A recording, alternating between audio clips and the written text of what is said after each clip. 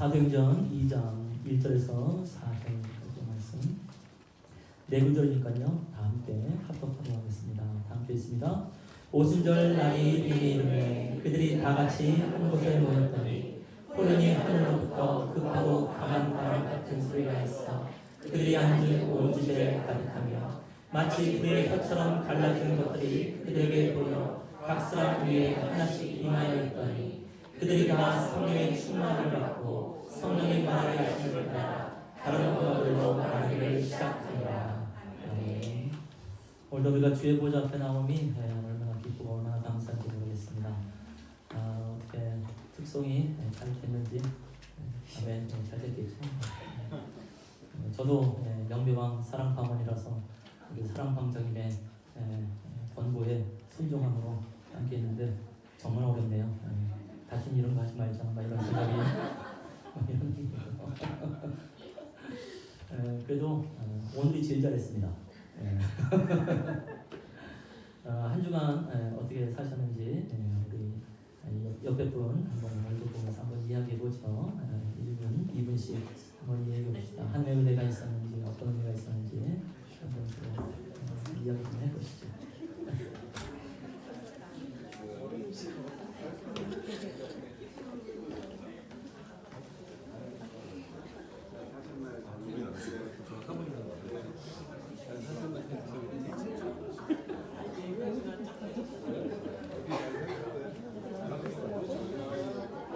오늘 너무 맛있더라고요. 전자레인지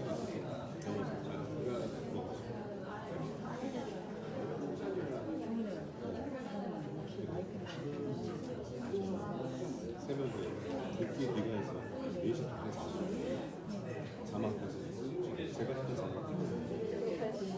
아침에 자고 보내드리고 2차로 4시 반에 저기 고생을 했습니다.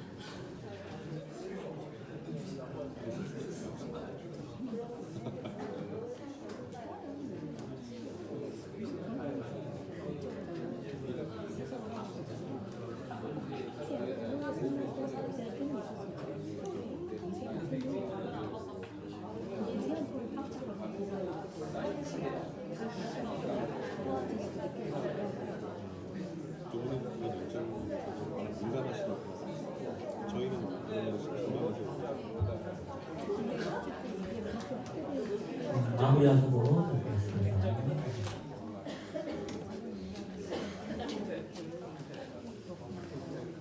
성도 간의 교제가 사실은 설교보다 더 중요할 때도 있습니다. 잘 나누시면 좋겠어요. 오늘 보니까 이제 아까 말씀드린 대로 요한 서울교회에서도 함께 오셨습니다만 오랜만에 온 우리 청년들도 있고요. 놀라운 것은 아무리 봐도 나누리 병원에서 오신 것이 아닌가. 한 분이 오셨어요. 얼마나 감사한지 주님을 예배하고 은혜 가운데 계시면 좋겠다는 말씀을 드리고 싶습니다. 저는 이제 요즘 이제 소위 신방이라는 걸 하고 있습니다. 정말 어색합니다. 그런 걸 잘 안 해보다가 하려니까 좀 쉽지 않습니다. 2주 전에는 우리 그 인권 형제 학교에 직접 가서 워낙 바쁘고 시간이 없어서 제가 직접 갔죠. 함께 식사하고 또 모시고 인천까지 내리고 오고 그래서 이런저런 또 교제하고 참 좋더라고요. 이번 주에는 이제 엊그저께 우리 김기숙 집사님 또 가정에서 함께 신방이 있었고요. 아이고 얼마 많은 은혜가 있었는지 그 모든 은혜의 풀 스토리 거의 한 60~70%는 듣지 않았나라는 생각을 하게 되고 정말 저 혼자만 듣기는 너무 아깝다라는 생각을 많이 하고요. 언젠간 우리 모든 성도들이 다 누리시면 어떨까 이런 생각도 하게 됐고요. 그 화요일은 우리 나선웅 형제 가정에 함께 신방을 했습니다. 우리 나선웅 형제는 이제 집에서 신앙생활을 혼자 합니다. 가족이 모두 이제 5 식구예요. 우리가 한 몇 달 전에 좀 전체 교인 등록 카드를 기록했잖아요. 일제 점검 들어갔지 않았습니까? 그때 이제 유독 우리 선우 형제의 가족 사항을 보니까 종교란에 무교가 4번이나 써 있는 거예요. 그 전에 뭐 알긴 알았지만 실제로 이렇게 문서상으로 이렇게 되는 걸 보니까 좀 마음이 좀 짠하기도 하고 아님 정말 선우 형제 가정 가운데 복음의 역사가 좀 있어야 되겠습니다라고 기도를 이제 쭉 해오다가 이번 이제 신방 기간이니까 한번 물어봤어요. 신방해도 되겠냐고. 그래서 그날따라 이제 뭐 가족이 식사하는 날이라서 한번 여쭤보겠다고. 근데 여쭤봤는데 부모님이 흔쾌히 좋다고 하셔가지고 지난 화요일 날 함께 갔습니다. 새벽 기도 때마다 이제 좀 부탁을 좀 했습니다. 이렇게 오신 이제 성도들에게 우리 교회 나선웅 청년이라는 사람이 있습니다. 그래서 혼자 신앙생활하고 있는데 일주일 후가 되지면 제가 신방을 가게 됩니다. 그래서 위해서 기도하십시오. 기도 부탁을 하고 이제 갔는데요. 굉장히 좋았습니다. 무엇보다도 이렇게 별로 인기가 없는 목사인데도 아주 따뜻하게 환대해 주셔서 얼마나 감사합니다. 식사 대접도 받고 또 예배도 드리고 그래서 선우 형제 말로는 역사적인 날이라고 그렇잖아요. 온 가족이 두 여동생도 함께 요즘 사실 여동생이 뭐 오빠 말 듣습니까? 근데 세상에 함께 참여를 하고 함께 교제하고 굉장히 감사했습니다. 특히 아버님은 이렇게 결혼하기 전에 신앙생활을 그래도 좀 꾸준히 좀 하셨던 것 같아요. 그래서 일단 제 개인적으로는 아마 아버님만의 좀 은혜가 더 있지 않을까라는 생각을 하게 되고 주 예수를 믿으라 그리하면 너와 내 집이 구원을 얻으리라 이 메시지를 전했는데 저는 선웅 형제 통하여서 이제 그런 건 줄 알았는데 아니더라고요. 그 아버님의 아마 예수를 믿고 그로 말미암은 구원의 은혜가 일단 선웅 형제로 흘러가고 그 다음에 나타나는 것이 아닐까라는 생각을 하게 됐습니다. 선웅 형제 가정의 소망은 선웅 형제라기보다 아버님 이런 느낌을 정말 많이 갖게 되었어요. 그래서 이제 어저께 만나서 그 이후로 어땠냐고 그랬더니 이틀 후에 온 가족이 좀 싸웠다고 하더라고요. 그럴 만한 좀 일이 있어가지고 그래서 아직은 멀었구나 라는 생각을 좀 하게 되고 그 모든 상황 우리가 다 품고 나가는 것이죠. 제 생각에는 가을쯤에 한 번 더 6개월 정도 돼서 한 번 더 신방을 가야 되겠다 이런 생각을 하고 자주 뭐 목사 만나다 보면 오지 않겠습니까? 또 교회 다니고 또 예수 믿게 되지 않을까라는 생각을 하게 되죠. 그래서 아직 뭐 신방은 계속합니다. 아마 제가 볼 때 5월달까지 이어지지 않을까 싶으니까 계속 이야기해 주시고 또 제가 연락하면 또 응답을 해주시면 아주 고맙겠습니다. 오늘 설교는 굉장히 좀 짧게 해야 될 것 같습니다. 오늘은 기다렸군요. 일단 전교인 교제 주일인데 생각보다 식사 시간이 좀 길더라고요. 이거 이제 몇 번을 해봤는데 또 그러면 너무 오래 끝나면 좀 안 될 것 같아서 오늘 메시지는 아마 역대급 가장 짧은 설교가 아닐까 라는 생각을 해보게 됩니다. 오늘 이제 굉장히 유명한 말씀을 우리가 함께 읽었어요. 사도행전 2장 1절부터 4절 말씀을 읽었습니다. 성령의 충만한 역사, 오순절 성령에 대해서 우리가 함께 보게 되어졌는데요. 이 2장의 배경은 이제 1장으로 가야 됩니다. 사도행전 1장 1절에서 2절 말씀을 같이 한번 읽어보려고 합니다. 다 함께 시작. 아니요. 1장 1절에서 2절 말씀입니다. 함께 시작.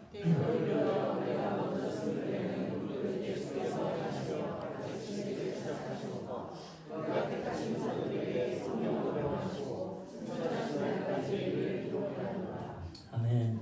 사도행전답게 또 사도행전은 별명이 있지 않습니까? 성령행전 이렇게 말을 합니다. 사도들의 행적을 기록한 것이긴 하지만 이제 성령님이 사도를 통해서 어떤 일을 행하시는가를 이제 기록을 하고 있기 때문에 그래서 오히려 성령행전으로 보는 것이 낫지 않겠냐라고 이제 보기도 합니다. 그래서 그 별명답게 2절부터 바로 성령님이 출현하는 것을 발견하게 되어지죠.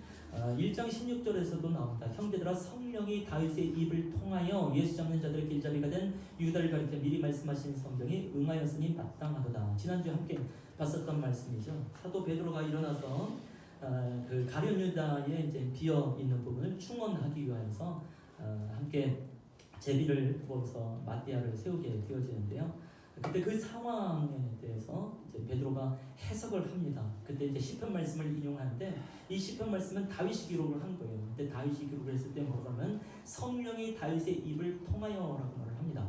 그러니까 이것은 상당히 이제 누가의 기록한 자의 이제 의도다 이렇게 볼 수 있겠죠. 그래서 사도행전 전체가 성령께서 어떻게 일하고 계신 것에 대해서 이제 말씀하고 계시는데요.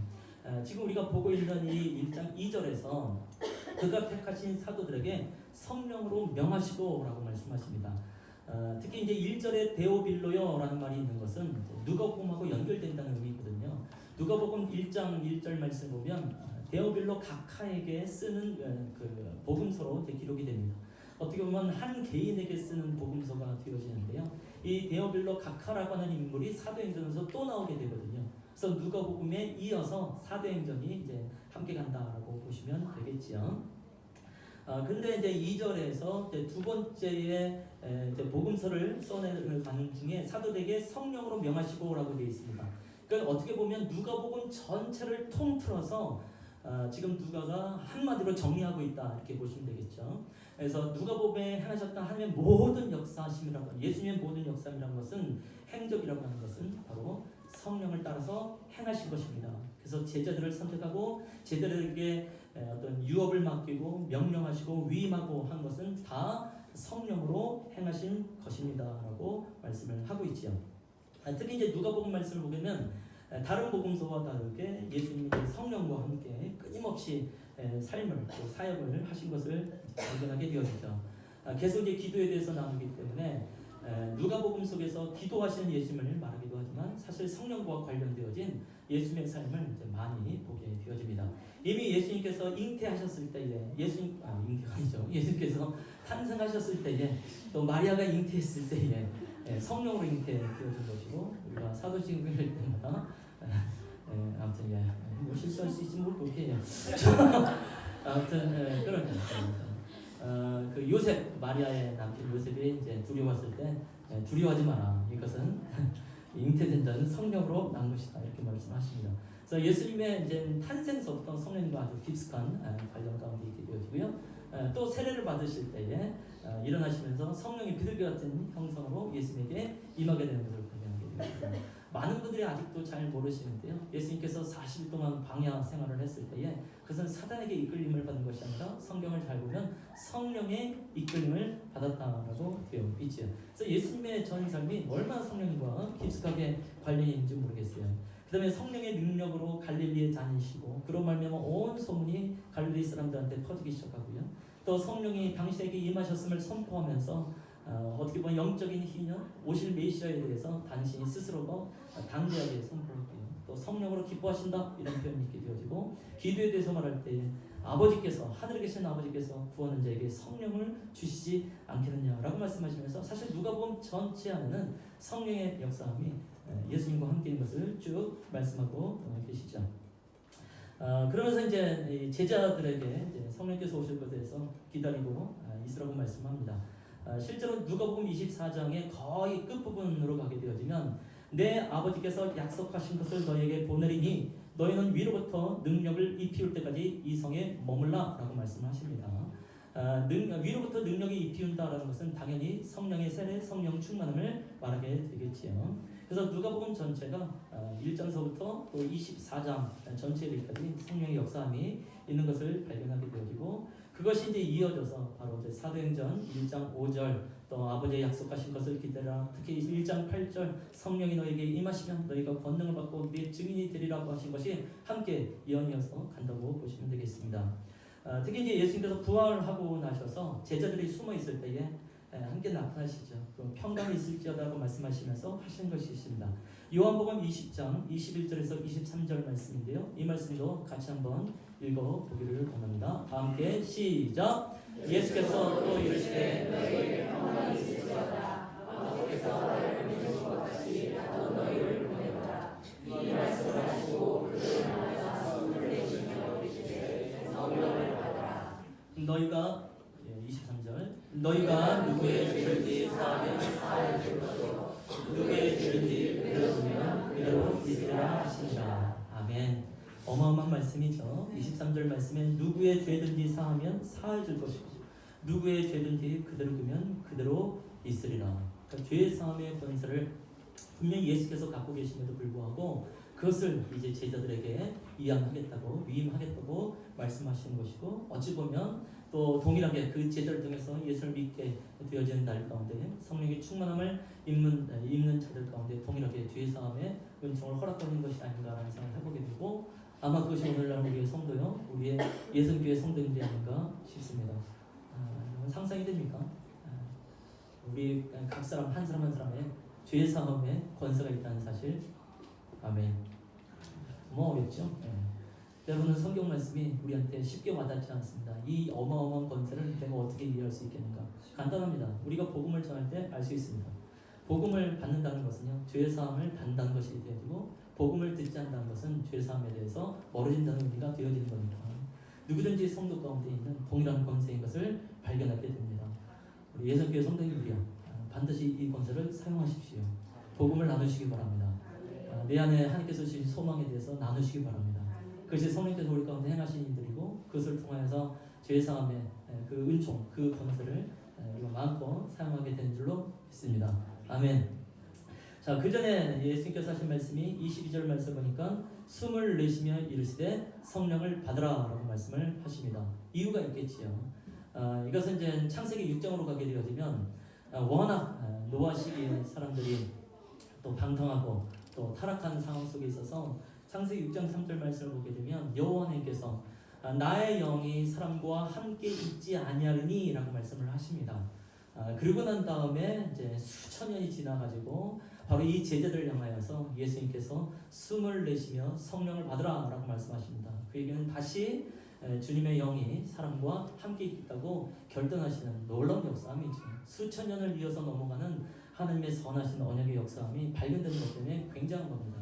특히 숨을 내쉬며 성령을 받으라 라고 말할 땐 우리가 떠오르게 되어진 것은 창세기 2장 7절 말씀이 떠오르게 되어집니다. 하나님께서 흙으로 사람을 만드시고 생기를 넣으시니 사람이 생명이 된지라 라고 말씀하고 있습니다. 마치 재창조의 역사처럼 예수님께서 제자를 향해서 숨을 내쉬는 것이죠. 물론 공동체를 향해서 내쉬는 것이긴 하지만 같은 의미의 재창조의 역사가 있다고 보시면 되겠습니다. 물론 이것은 상징적인 것이었습니다. 그 누가복음과 함께 연관되어지면 예수님께서 숨을 내쉬며 성령을 받아라 라고 말씀하시고, 또 승천하시기 전에 그 몇 날이 못 돼요.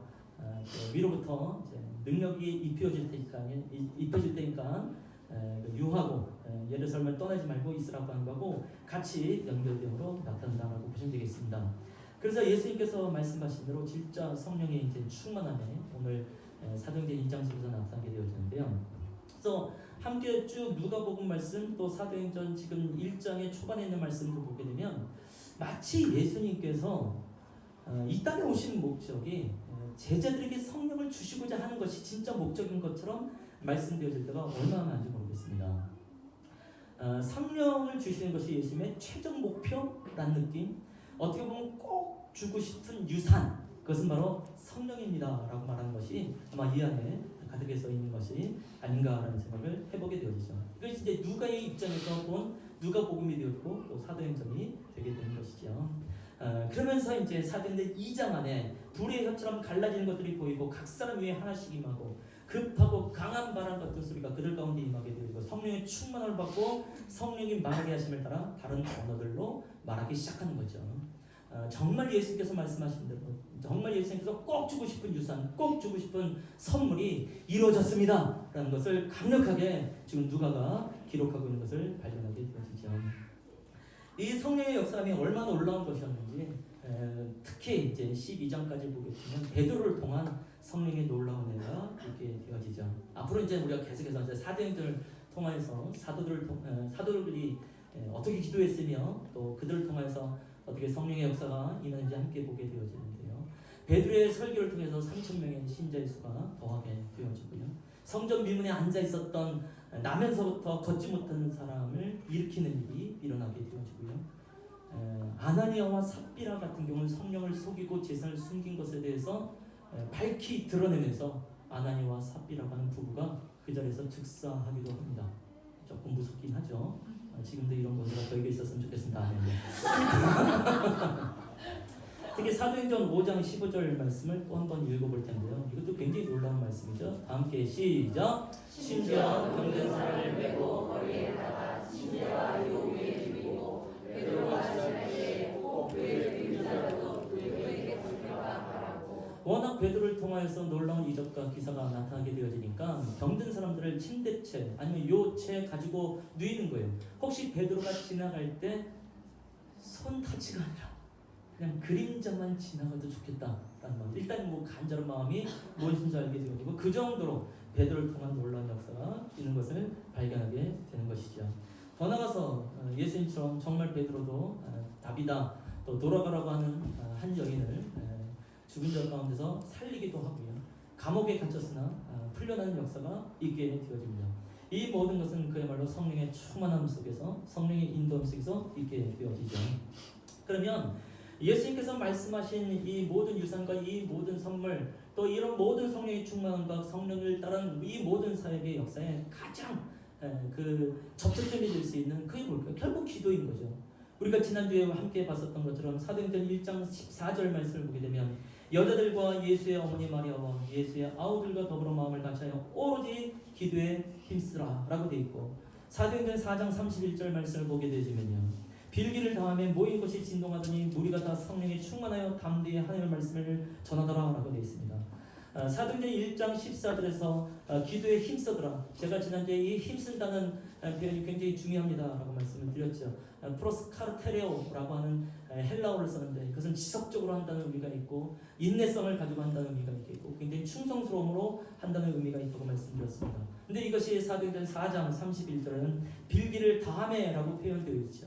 그야말로 여전히 이 사도들과 초대교회가 기도에 아주 힘쓰고 있는 것을 발견하게 되어지고 그로 말미암아 성령에 충만하여져서 하나님의 말씀을 담대하게 전하게 되어집니다. 그래서 누구든지 또 성령을 따라서 또 제가 말한 대로 또 성령의 권능이 우리 가운데 있기를 원하지 않습니까? 우리도 정말 지나가는데 우리의 그림자로 인해서 누가 나음을 입을 수 있다고 한다면 저는 뭐 나누르게 그냥 돌아다닙니다. 굳이 여기 뭐 오실 필요도 없겠죠. 근데 그 모든 것에 대해서 제일 처음 접촉점이 있다고 한다면 여러분 기도. 지난주 말씀드린 대로 드디어 제자들이 기도했습니다. 그것이 우리에게 큰 격려가 되어지는 것처럼 우리 성도님도 한번 기도하시면 좋겠습니다. 그러면 이제 성령의 인도함 속에서 역사되어지는 무엇인지 알게 되겠고 특히 예수님께서 하나님의 기도에 매여서 기도했다고 말씀드렸는데 어떻게 하나님의 기도로서 기도할 수 있겠는가? 그것은 성령의 인도함 속에 있으면 그것이 무엇인지 알게 되어 있습니다. 개인적으로 저는 이제 대학교 1학년 때 5월 달이 좀 떠오르게 되어지는데요. 선교단체에서 한 모임이 있었을 때에 성령세를 받기를 원하시는 분, 성령의 충만함을 받기를 원하시는 분 앞으로 나오십시오라고 초청이 있었습니다. 여러 대학생들이, 여러 청년들이 함께 앞으로 나갔지. 저도 나가겠습니다. 아이고 얼마 만에 울었는지 모르겠어요. 저는 어떻게 보면 성령세를 받으니까 뭔가 은사라도 하나 이루어지는 거 아니야? 뭐 이런 생각이 드는데 은사 안 나고요.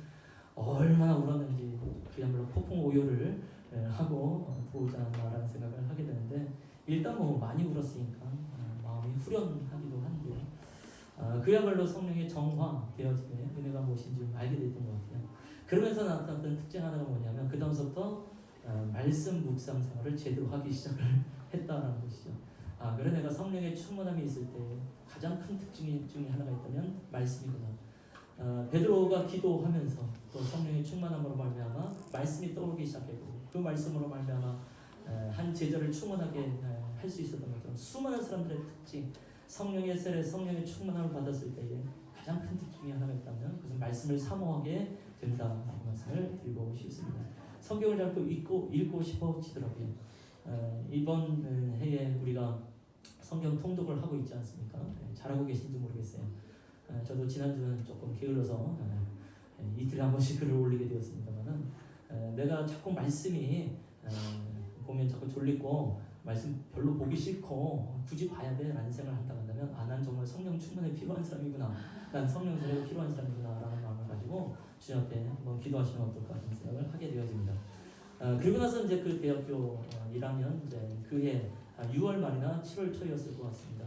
전국적으로 함께 모이는 대학생들이 수련회 있었을 때에 여전히 변함없이 난 성령의 충만함이 필요하니까 또 성령에 대한 강의가 있었고요.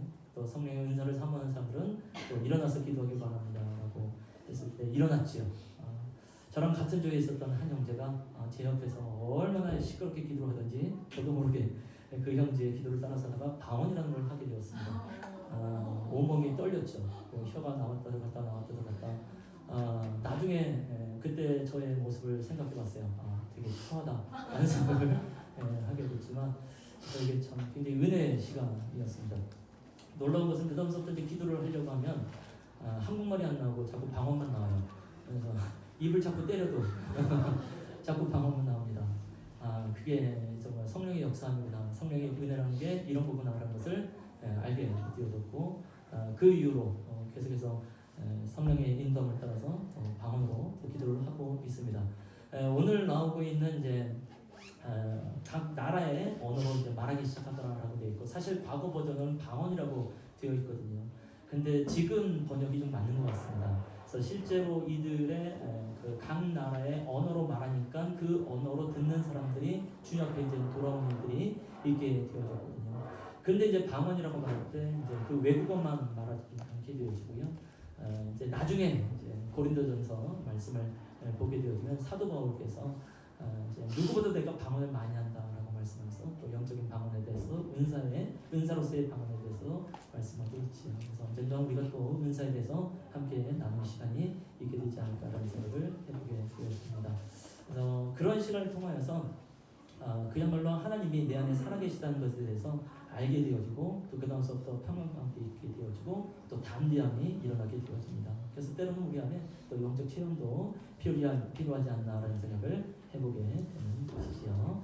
그래서 내 안에 말씀을 정말 사모하고 말씀을 제대로 읽고 또 말씀을 묵상하고 싶다 하시는 분들 또 성령의 은사가 무엇인지 나도 누려보기 원하고 성령께서 내 안에 어떤 은사를 허락하셨는지 확인되기를 원한다 한다면 기도하심으로 말미암아 성령 충만한 우리 성도들 되시기를 축원합니다. 아멘.